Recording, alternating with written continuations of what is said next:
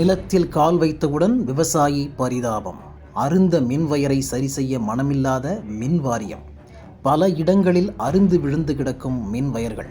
உயிர்களை அடுத்து அடுத்து காவு வாங்கும் துயரம். ஆழ்ந்த உறக்கத்தில் மின் வாரியம்.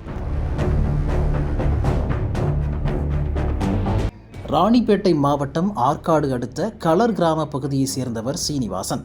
இவர் வீட்டின் அருகே உள்ள தனது விவசாய நிலத்தை பார்வையிடுவதற்காக சென்றுள்ளார்.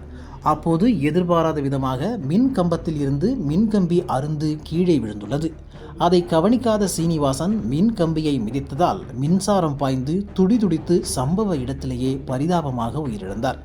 விவசாய நிலத்திற்கு சென்ற சீனிவாசன் நீண்ட நேரமாக வீடு திரும்பாததால் சந்தேகமடைந்த உறவினர்கள் நிலத்திற்கு சென்று பார்த்தபோது சீனிவாசன் மின்சாரம் தாக்கி உயிரிழந்திருப்பதை கண்டு அதிர்ச்சி அடைந்தனர். ஸ்பாட்டுக்கு விரைந்த ஆற்காடு போலீசார் சீனிவாசன் உடலை மீட்டு அரசு ஹாஸ்பிட்டலுக்கு பிரேத பரிசோதனைக்காக அனுப்பி வைத்தனர்.